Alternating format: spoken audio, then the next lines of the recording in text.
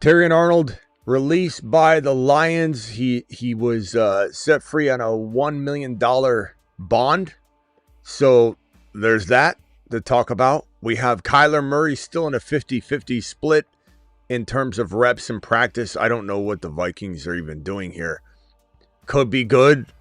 I don't know, spark a fire under Kyler.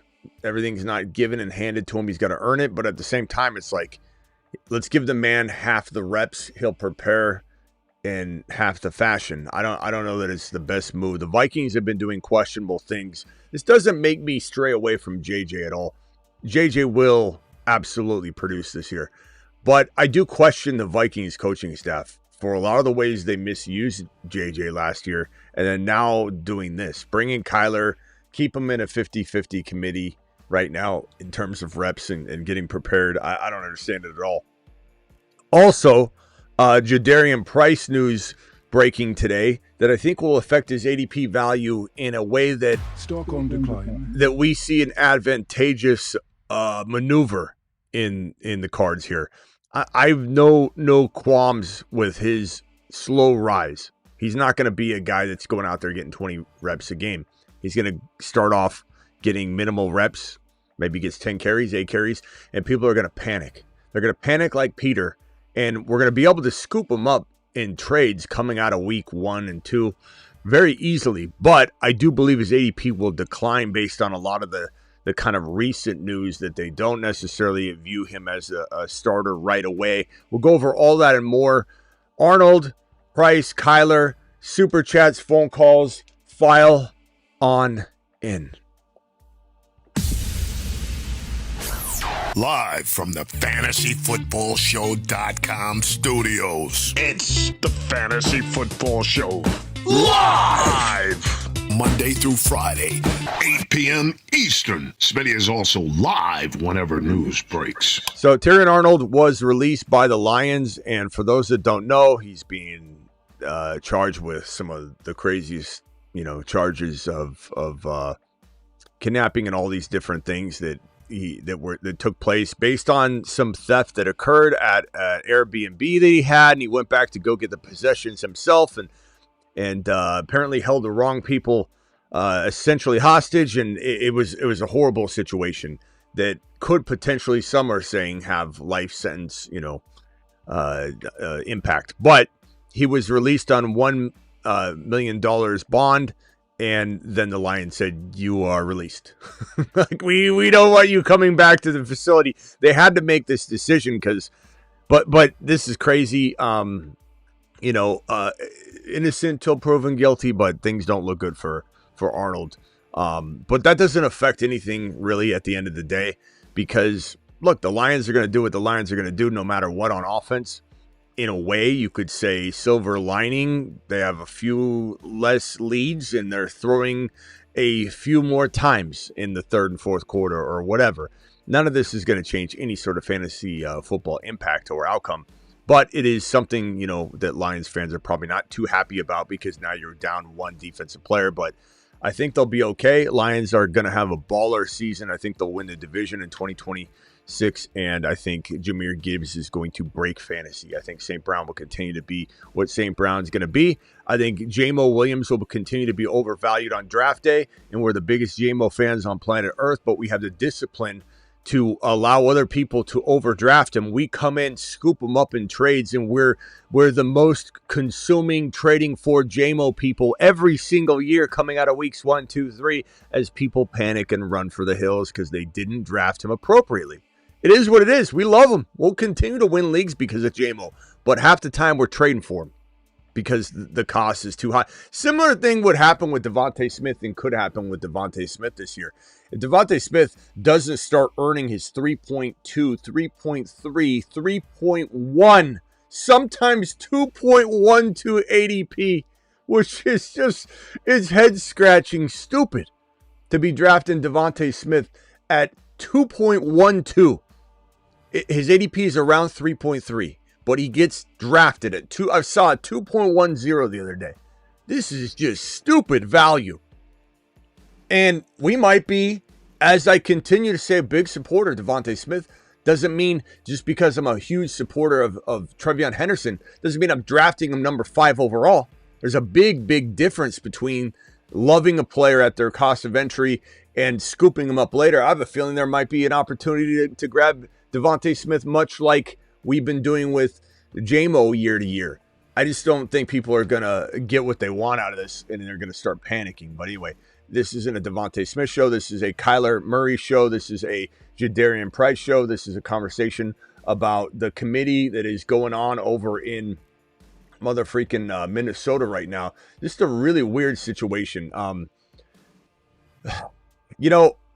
think there's definitely some potential positives. Let me start off with those and just say, as I said in the beginning before the intro on the other side, that maybe it lights a fire under Kyler. Kyler's kind of been an entitled kid that is so used to winning. If he can't win, he blames everybody else and he just wants to move on and all that. Yeah, you could say Kyler tried in Arizona. Kyler did this, Kyler did that. But there was a reason that the team wanted to negotiate into his contract that he watches X number of hours of film. And then everybody crapped on it, and the Cardinals took it back, and they were embarrassed. The Cardinals were embarrassed. Kyler was embarrassed. So they pulled it out of the contract. But there was a reason they were doing it. They didn't just make it up out of nowhere and be like, let's just pretend like Kyler's got a film problem. He does have a motivation problem. And this is why you also hear the common, well, I wonder if a new version of his favorite game has been updated because we won't see him when Call of Duty drops yet another iteration in October. And then all of a sudden he vanishes and he doesn't study film and all that. There's a reason people say these things. They're not just made up entirely. I will say Kyler Murray is one of the more underrated talents in the National Football League at the QB position. Doesn't mean he delivers. Doesn't mean he wins Super Bowls. Doesn't mean he wins playoff games. Doesn't mean he keeps jobs and stays in the same place. This guy might be a transient from year to year to year. And it doesn't help that he walks in with I forget what the exact number is. Just bear with me and just, assume it's $34 million. I think it's $35 million, whatever the case may be. This is what the Cardinals are on the hook for when they released him. They're obligated. It's guaranteed. And then he goes over to Minnesota, and every dollar, and they've got to pay him the league minimum, but let's just throw this at $2 million. Every dollar that they pay him, it gets taken from this amount of money. So Kyler Murray, they can't just say, oh, we're going to have you play for $10 million so you're motivated. That would just knock this down to $24 million. And they can't say, oh, I'll pay you $20 million. That would knock this down to $14 million. So unless they're going to pay him more than $35 million per year, he's making all 34 of the 35 from Arizona. So that's why the Minnesota Vikings are paying him at the league minimum in Minnesota. That's confusing. I have minimum and mini. The Vikings are paying him the league minimum in dollars because Arizona's paying, it's $34 million. So the problem with this contract is that with Kyler putting the no tag clause, so Kyler can't be tagged, that tag clause is in there, there's no way for the Vikings to keep him. Unless he balls out and then they say, hey, Kyler, let's pay you $40 million a year. He loves JJ. He loves the Vikings and he stays. There's a chance that happens. What is that, a 20% chance or lower that all those things line up perfectly? He balls out enough to get paid. The Vikings want to pay him. He wants to stay. And then he ends up So this is a problematic situation for the Minnesota Vikings. There's no long-term per se answer here, but we still love JJ. Why do we still love JJ? Because he's JJ. And Justin Jefferson is the man. He's arguably the 1 or 2 overall wide receiver from a talent perspective in the National Football League. And he is situation proof. We've said this before. JJ McCarthy is a special case of I just can't get the football to my star. And I don't think that comes down on JJ. I think if JJ gets even an incompetent player in some ways, but a guy that can throw the ball, I think JJ is going to thrive. The only concern and problem I have with this situation, again, is that the likelihood of JJ staying for the long term is not good. And it all started with this awful contract that was handed to the Vikings that they had to maneuver around and let the Arizona Cardinals pay the way. It just puts it in a very, very unfortunate situation. I guess I would just say this, though, for those that are wondering about 2026, because we can't talk much about Kyler's dynasty value because he's on the 1-year deal where it's just very problematic to envision him coming back and how it's all going to work. From a 2026 perspective, I think Kyler Murray could have a top from fantasy angles, right? We're not talking about NFL quarterbacking or playoff wins or, whatever. We're talking about fantasy football QB numbers. There is a chance he's going to score in the 8 to 12 range for fantasy football QBs in 2026 from a fantasy football perspective. And for those that think he doesn't throw to his wide receiver, he did with Hopkins. He needs a certain system that will work and cater to his particular skill sets. As I've said before with Kyler Murray is running along the line of scrimmage like this, parallel with the line of scrimmage, and he's looking for McBride on a drag route while MHJ is going downfield on a go route to stretch the defense and getting no love from Kyler because he can't see over the offensive line. They're like a hedge of oleanders this tall, and he can't see over the fence of the oleanders. So Kyler's got to scramble this way. And then when he sees a break between players and the offensive line, there's McBride right there. I'm going to throw a laser to McBride. The thing about it is McBride now becomes JJ. JJ's not getting sent on go routes like MHJ was. JJ's going to be, while they should have used him at the line of scrimmage a whole lot more in wide back mode during JJ McCarthy's run because JJ couldn't throw the football to him downfield, this is going to be the McBride route. This is going to be the McBride safety net. JJ will be running all of these routes parallel with Kyler all over the place like McBride was and not running just these go routes. That was Kyler's problem connecting with his wide receivers in the way that Petzing was using Kyler and the system. Petzing couldn't really use Kyler to his liking. When Brissett got back in there, these long routes and offense worked really, really well because that was Petzing's kind of quarterback. So don't hold that against Petzing and say, oh, God, Detroit's screwed. No, he's a good coordinator when you have the right offense for him installed. Kyler just wasn't that guy. Now, do we know if the Minnesota Vikings are going to be able to use Kyler Murray's strengths and not, bury this team? There's a chance that this doesn't go the way we planned, and maybe there's a reason why he's not taking a hold of things right now. It's hard to say, but I do know that Kyler Murray will navigate toward the direction of Justin Jefferson in the ways he did with McBride. So nobody should be panicked about JJ this year. Nobody should be panicked about Kyler Murray's rushing and quarterback stats combined to equate to an 8 to 12, 8 to 14 fantasy football quarterback. Nobody should be starting Kyler. You don't need to. You can just put Kyler right into a super flex number 2 quarterback spot. I love that. Kyler as a backup. Kyler and best ball and promo code Smitty.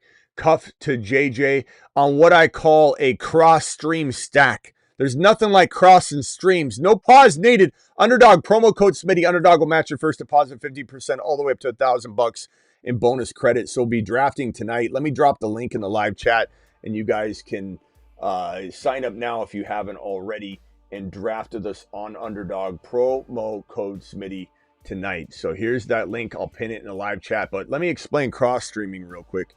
You may remember, but it's a different kind of. Okay, so here's how it goes. Kyler Murray and your boy JJ are stacked on your team, but Kyler is your QB 2 in Underdog 1 QB best ball. So let's say you take a Drake May with this pick right here. You draft JJ. That's okay that they're not stacked. You're cross-stacking this bad boy. So while Drake May isn't the cuff, Kyler Murray and JJ, you stack underneath May, and you have this rotation. That's how you cross streams in fantasy football. Not as dangerous as it sounds. I know the Ghostbusters make it sound like it's a no-no, but in fantasy football, it can be a absolute glorious thing. Kyler Murray, that is done.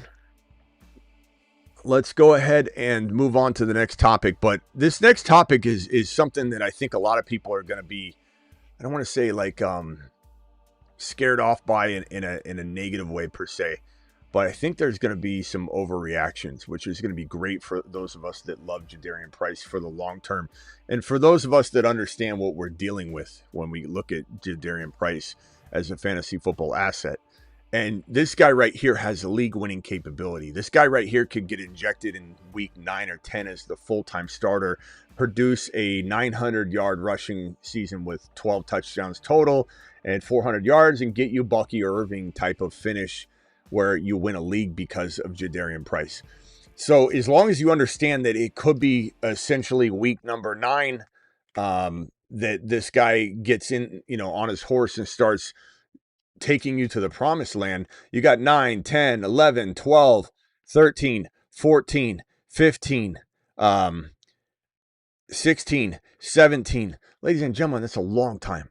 That's 1, 2, 3, 4, 5, 6, 7, 8, 9. Those of you that went to college and learned a thing or two, 9 weeks.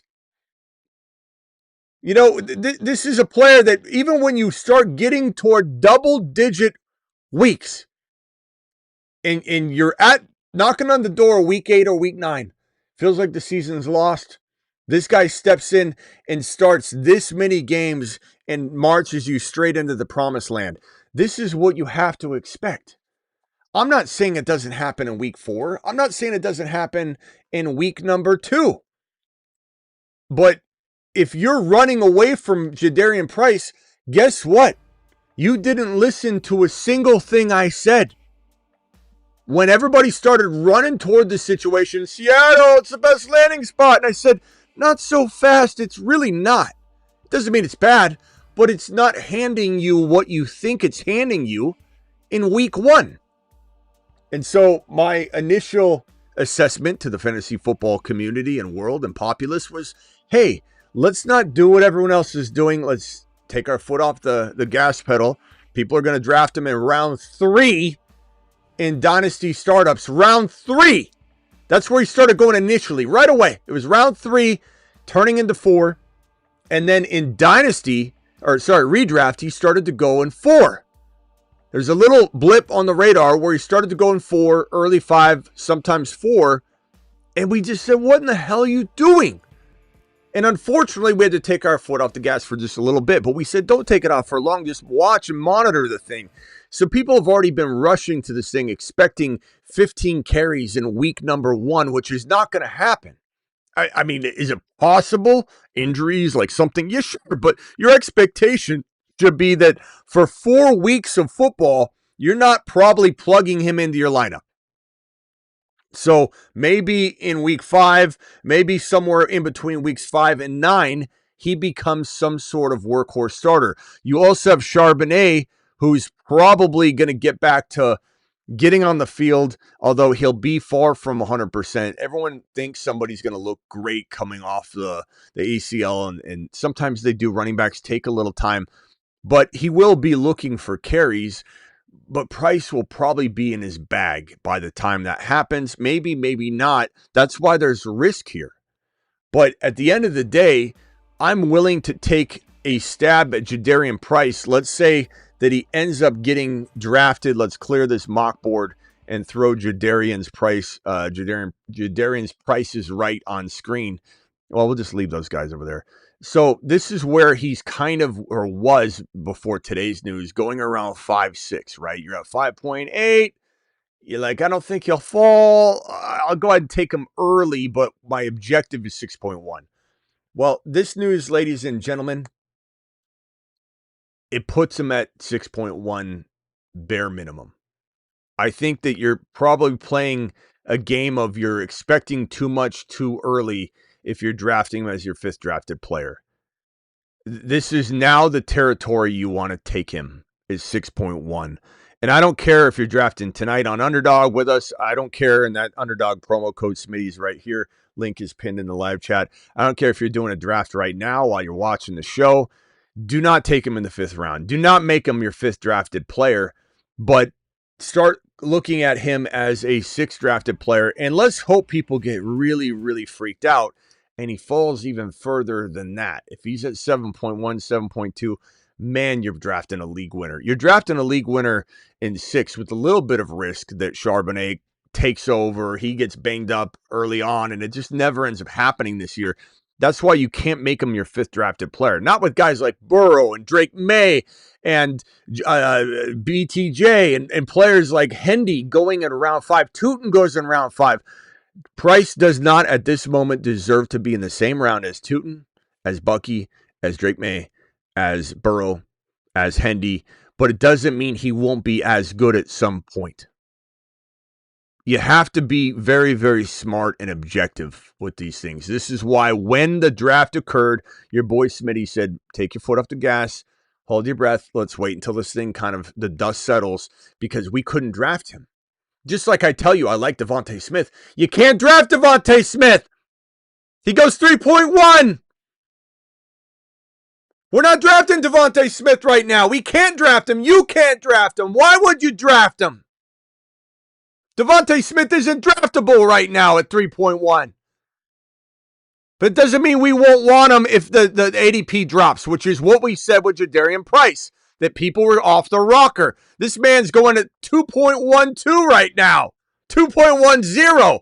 We'll come back when everybody starts to react appropriately, because that's ridiculous. Just like when the draft occurred, everybody got, their panties were in a bunch. In a bad way. They thought it was good. They thought this feels good. It didn't feel good. He was going in the 3 dynasty 3rd round territory, top of 4, mid 4, sometimes top of 5 if you got lucky at that point. This is where he went immediately after the draft. People were getting too excited. But now he has to be sitting after this news around 6.1. And that I can get behind again. That I can tell you this is a very, very, very, very good value. I would say the later you get him, the better. 7.1 will be ideal. I hope we see that day. And don't think it can't happen just because you like him so much. Oh, it's too good to be true. You don't know. Gold prices hit like 120, 130. Everyone's like, I got out. I should have got back in. It's never going to drop again. And now gold's at 60, 70. The opportunities come around. And you can get back in. Not everything's a closed door. This man might be 7.1 at some point. The news today is not good for Jadarian Price. It doesn't mean that we don't love the idea and concept that he falls in value. That's better than if the news today were great. I would prefer this news today that and I haven't even really gone over the Jadarian Price news, actually, have I? According to the report, I mentioned it, but according to ESPN, Brady Henderson, the Seahawks did not draft Jadarian Price with the thought that he'd have it'd be a high volume starter right away. This is not the end of the world. This is what we expected. And so I'm telling you right now, if there was a button I could press to undo this news, I would not press it. Because this gives me what I want. And what I want is a cheaper Jadarian Price, because the expectation I have hasn't changed. I've already known that he's not getting starter work in week 1, probably week 2. I've already expected that it might be week 8 or 9 before he's actually the Bucky Irving starter. Bucky didn't get meaningful carries until week 10, his rookie year. Bucky didn't get starter touches until week 13, and Bucky was a top 12 running back. Let that settle and compute. Let it simmer for a minute. Let me repeat it. Bucky Irving, his rookie year, didn't get meaningful carries until week 10. He didn't get starter carries till week 13. And he was a top 12 running back. That should be very, very impactful information. That should tell you that a guy like Jadarian Price, this is the best news you could have ever got today, because it lowers his value, and you will be there to pounce on the hopefully 7.1 ADP or at least mid-6th round ADP. His value took a hit, and it's good news for redrafters. It's not great news for those that already drafted, but it's great news for those that might draft. If you haven't had your rookie draft yet, this guy might fall to 5 or 6. I wouldn't let him fall, but he might fall to 5 or 6. We got a super chat here. Thank you, everybody. Landman in the building. Landman. We'll pull up the. Somebody was supposed to find Landman earlier. We'll pull that up in a minute. Landman, we showed your where's Landman the other day, and people couldn't find you. I'm the commissioner in a dynasty league who with no vetoes. 2 guys just traded Aubrey for Olave.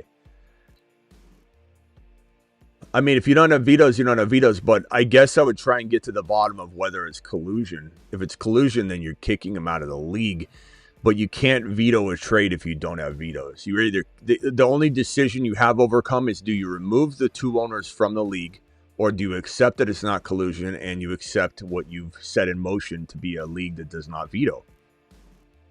And someone might like Aubrey. Does Aubrey score a crazy different amount of points in your league? Are there bonuses for, I don't know, but you can't veto if there's no vetoes. You can't. You can only say, is this collusion? That we do have a problem with, and yes, you're out of the league. Then you could reverse the trade, get 2 new owners, but you can't get rid of one owner without getting rid of both of them. So, I mean, I guess if you can answer the question, if there's some weird, kicker scoring or something. I don't know. Turbo, appreciate you. Haven't seen you here in a while, Turbo. Phone lines are open. Jadarian Price, Kyler Murray. We'll talk a little bit about the whatever other pieces of news you want to. We have Sadiq news right here.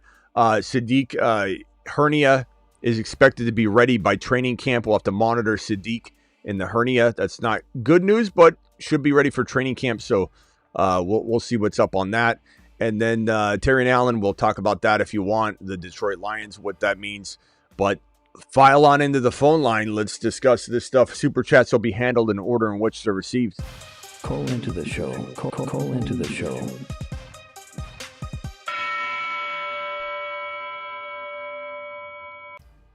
Overcome says no bonuses. I don't know. Yeah, Overcome, you've got 2 decisions to make. Or one decision. No.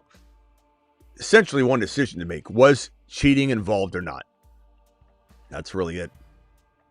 That's really it, my boy. Then past that, I mean, you can implement a new vote. I would not do a dictatorship here where you're like, okay, now we have vetoes. You could say, guys, let's vote. Unanimous decision. Should we have vetoes in place? A veto vote. And then, or majority votes. You don't do anything that isn't majority. And I would say even like super majority. You do like a 7-5 vote. You run the risk of losing 5 people or their interest in the league.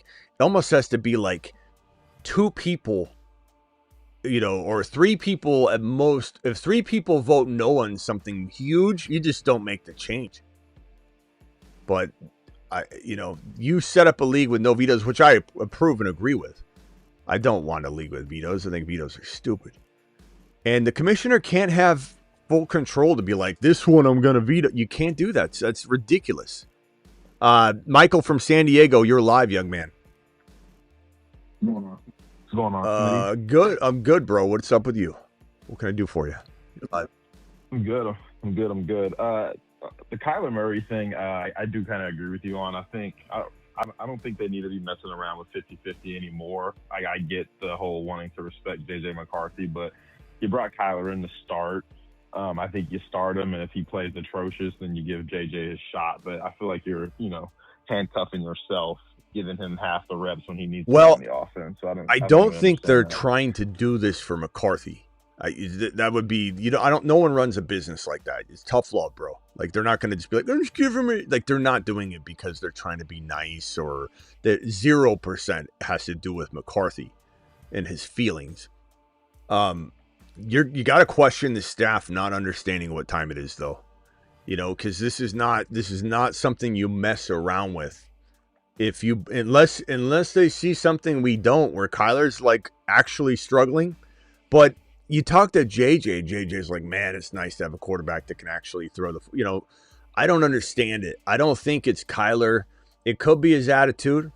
He could feel entitled and they're trying to make him earn it, but at the cost of what? Like, make him earn the starting job in name publicly, maybe. Like, yeah, we haven't named our starter yet, but give him all the reps. Like, the fact that he's, splitting reps is crazy. But I will say this. We're still not in a dangerous territory where if Kyler doesn't get all the reps, he'll be very far behind. But this needs to change quickly as we approach July and we get into the first week of July, and there's still, and I have a feeling that they're going to name Kyler the starter and it'll all be good. Right now, I haven't been overly worried. It's just got me on a worried track, and I need to be taken off the track, and hopefully the news will allow for that. So right now we're at a tipping point. Like the Vikings, if they want the most prepared Kyler Murray and they want to succeed, and maybe they're trying to take a dive for the 1, 2, 3 overall pick. Who knows? But maybe they don't love what they see and they're regretting this, buyer's remorse. I don't know. But regardless, I believe we will hear something definitive in early July. Just like we heard the Cardinals say, we're not going to decide on our starting quarterback till much later. And then they almost immediately were like, Brissett's our starter. So I think that's going to probably happen here. Plus, we're not hearing from the team per se. This is an ESPN reporter. I think we'll very much have our answer soon. So hopefully we'll have to take a look at it, though. If we go deep into July and they're still splitting reps, or if they go into August, I'm going to be a little bit more panicked. Although I'll still love, JJ, but it's definitely not going to be the greatest thing in the world. Yeah, I agree with you there. I think they need to stop playing. I wanted to bring up the Harold Fannin thing again. I guess there's no new news, but I'm like 10% concerned at this point, just because I didn't expect that injury to be something that we would still be discussing here in July. He missed all of the OTAs, new coaching staff, quarterback battle with Shador and Deshaun Watson. I don't really get what's going on there with him and the injury, because he's still a young player. He needs to be out there. So I feel like if it wasn't the injury thing, he's out there. So it's clearly the thing. The last two reports on this were that he is expected to return when training camp begins in late July. So until then we are a little bit in limbo. I will say this though, we got a lot of time before the middle of September, or the early to mid September when the season starts. And I think, if I'm not loving the fact that I'm hearing this, of course, and nobody should be ecstatic about it, but we also have to keep in mind that the way he played, he deserves to be drafted like in between. And this isn't a knock on Warren. Warren should go here as well. But I'm just trying to give you an idea of where he's getting drafted. In between where Loveland's going and Warren's going. That Warren and Fannin should both be going in between where Warren's going and Loveland's going. So the fact that Fannin can be had so far downstream, every bit of concern that you're telling me about, it's already baked in, bro. Like Kraft is right here at 7.11. Harold Fannin Jr. is sitting at, where is his ADP? Warren's at 6.4. This ADP is moving a little bit, so I'll try and update it tonight. I don't think these values have changed much. And then Harold Fannin Jr. is at, where is he at? Where anybody see him? Why am I not seeing Harold Fannin Jr.? Why are my eyeballs not connecting? Do I have where? Oh, here he is, down here at 9, because he's so low.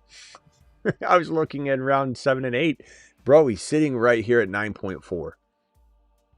9th round. Like, what are you really worried about in 9.4? What if they came out and said, hey, Harold Fannin is out for week 1, but will play week 2? Aren't you still drafting him at 9.4? You know what I mean? And that's not even being said.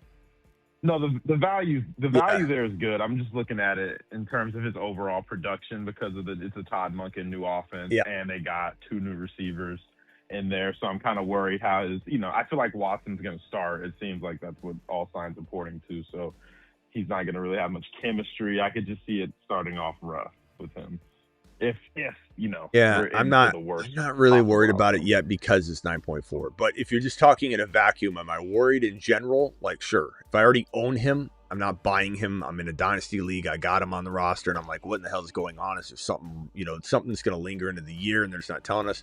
Maybe. I mean, undisclosed is pretty wild, but you got to remember that they're only obligated to tell us so much right now, so that's why they're doing that. But we'll know soon enough. I don't see. Let's see here. Let me see if I can find out what Harold Fannin Jr.'s injury is. I don't think they're. I mean, it has to be the well. groin, I mean, right? you would think so, yeah. That's what he's most recently dealt with, but I don't think there's any other news. I mean, undisclosed. Why are they saying that? I don't know. They're just kind of being coy until they have to report. So the actual facts. So you got to assume it's the groin. But groin injuries are tricky. You just got to let them heal, and once they heal, you're fine.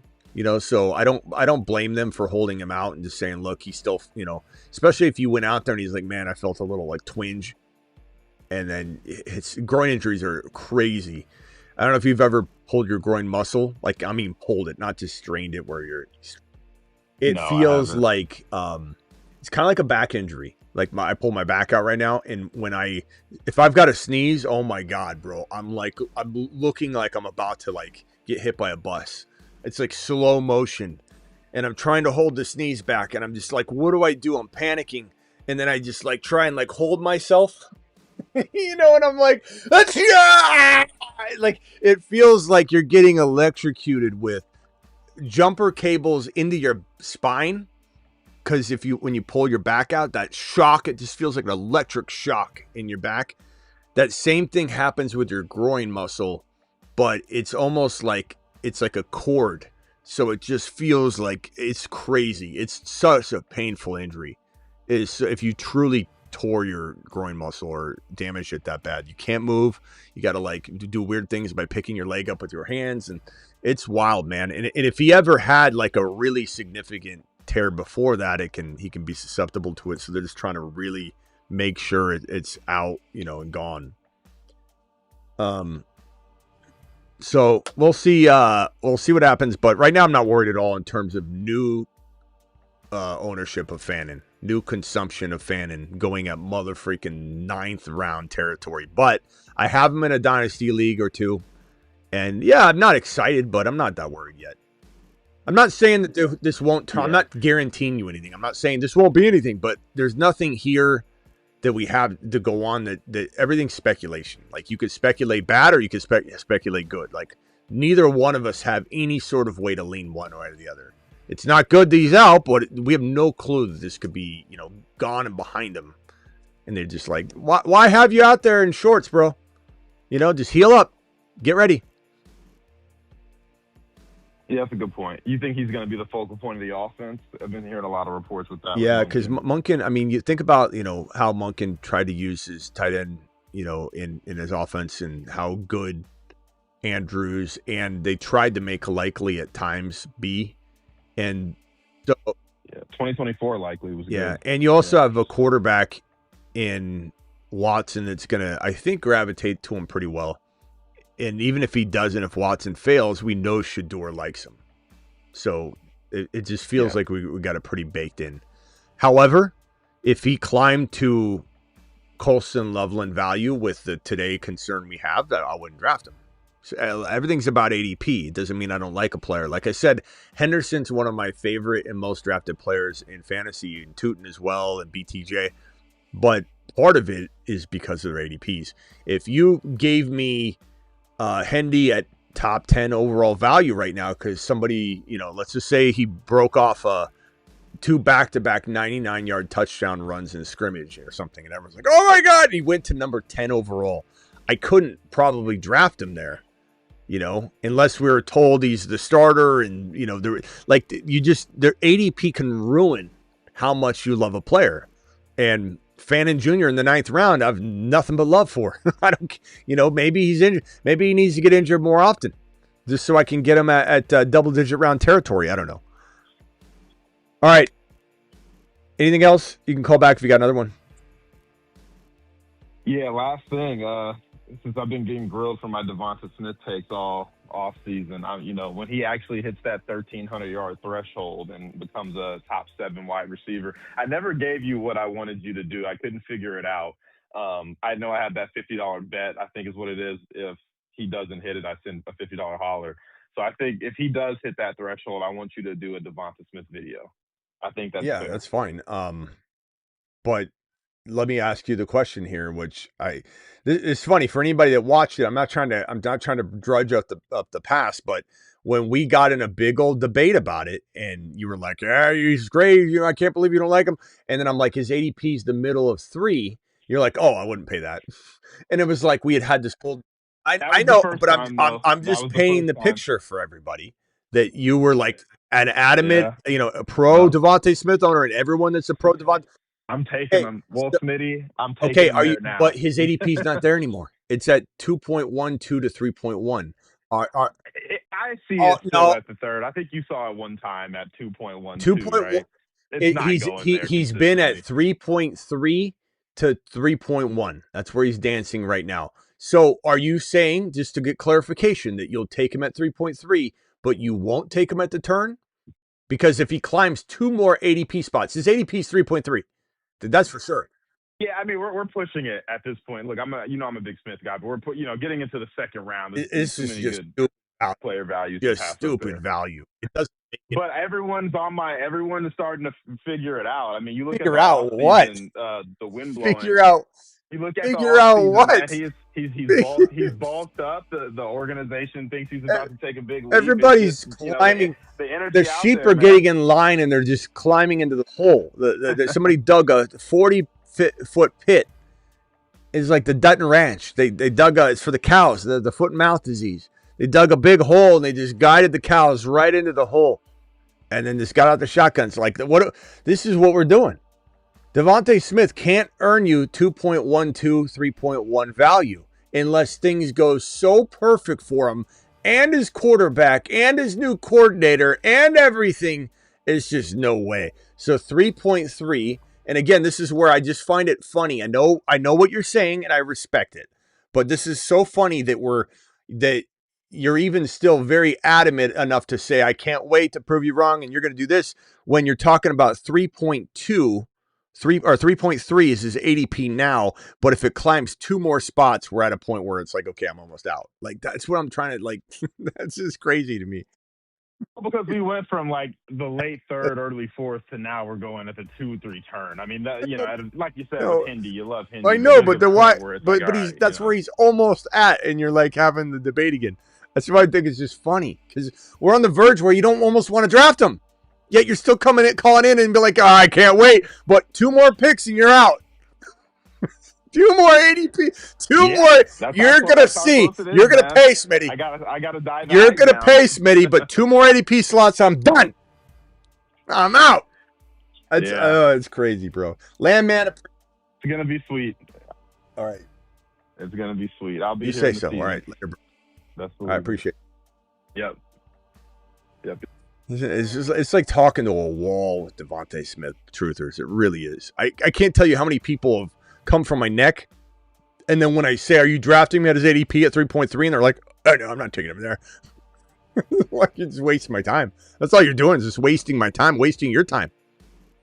Superflex, no tight end premium, Achane, Hall, DK, or Nix, Warren, Tootin. Thank you for clarifying the no tight end premium so that I know. Achane, Hall, and DK for Nix, Warren, Tootin. I assume that's Tyler Warren, though. You didn't clarify that. Achane, so Nix, Tyler Warren, and Tootin for Achane, Hall, and DK. Man, oh, jeez. Achane's the best player in the deal. Nix is a super flex quarterback. I think I need to know who your quarterbacks are, Navage. I'm going to put this over to the side. I need clarification on who your quarterbacks are. I can't. Cam Ward or Bryce Young and Coker, 12-man superflex. Cam Ward or Bryce. Give me Cam Ward, not even a hesitation. Like, this is not even a close call at all, bro. Cam Ward by a country mile. No off topic. Nothing's off topic here, bro. Is that what's his name from Castle Grayskull? Is that where that's from? It also reminds me of like the vintage nostalgic skateboards, bro. I think that guy's from Castle Grayskull. Top 7 is a first round pick. Top 7 is a first round pick. I don't know what you're talking about, Tyler, but okay, bro. What else we got here? Navage, give me your update here, and I'll answer your question. I appreciate you, by the way. Navage to the moon. Phone lines are open. Dial in. Call into the show. Call into the show.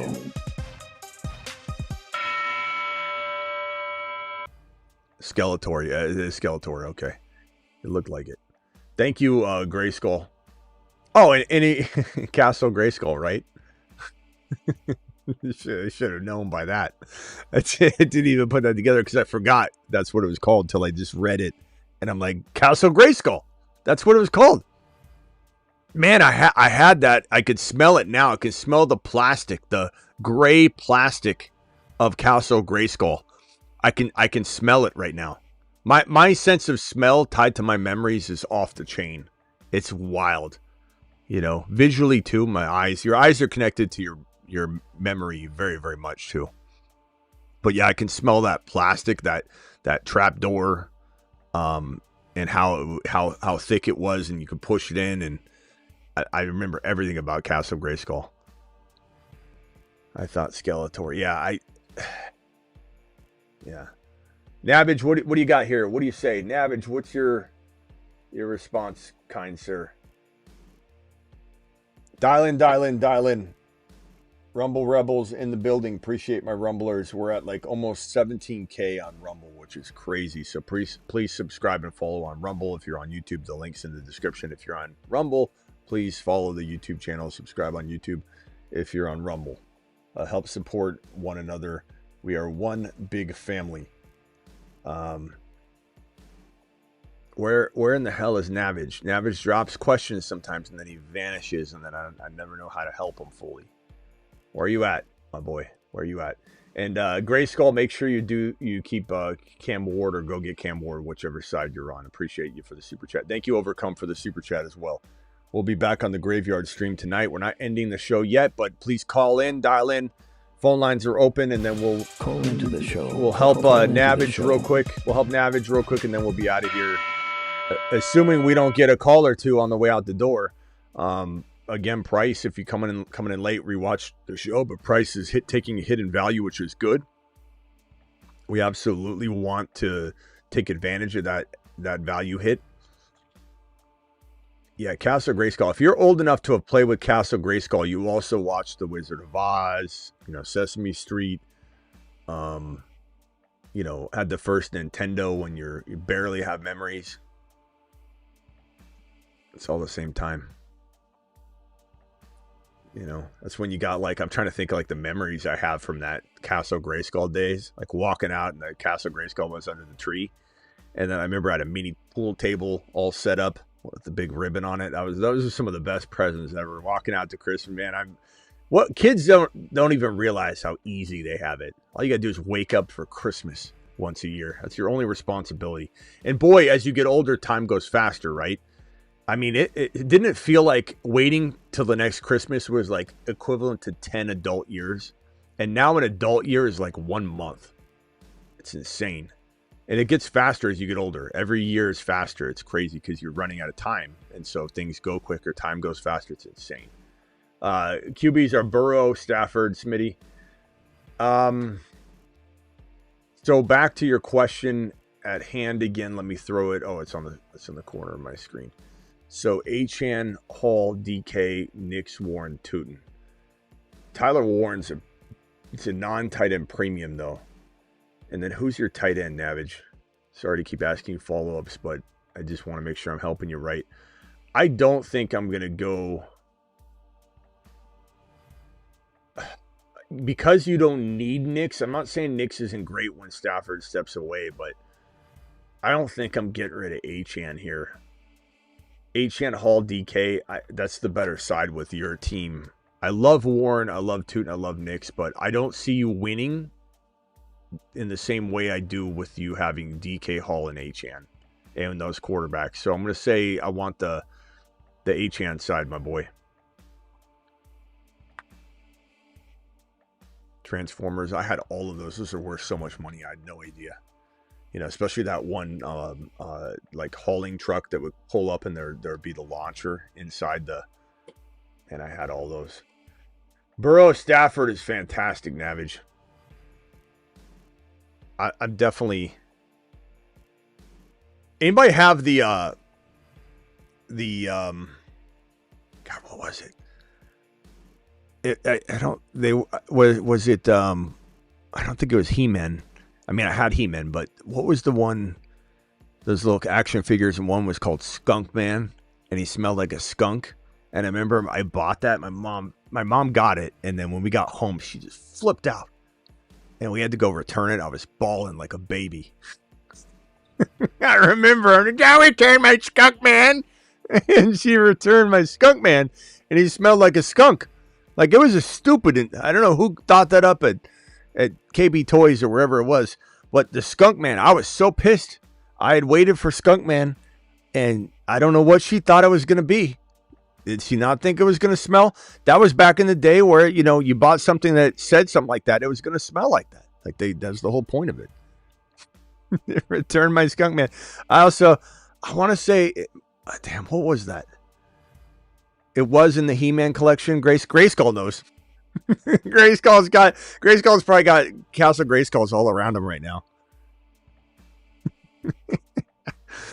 Oh man, to be young again, and that's all you had to worry about was crying over a Skunk Man. That's all you had to do. Why did I want to grow up? What in the hell was up with me? All right, all I had to do was just watch Michael Jordan and put the basketball hoop up on the bedroom door, close it, and just mimic his every move just with the Nerf ball. You know, Jordan drive. Oh, my God. That's all I did. I sat there and I emulated Michael Jordan's every move watching NBA games. That was my life. That was all I was responsible for doing. Yet I wanted more responsibility. I sat there thinking, I want to be a big boy. I want to pay bills. I want to have a mortgage. I don't want to emulate Jordan all day. This is fun, but I'm out of batteries. Every time I shoot a Nerf ball through there, it doesn't go shazam, and Mom won't replace the batteries. I need a job so I can get batteries. I want to pay a mortgage. I want to have a car payment and insurance so that I can get batteries. Ma, get those blueberry muffins ready. Oh yeah, Bo Jackson poster. These are all in the same genre. Like if we're all in the same territory. You know, the plastic handcuffs with the key.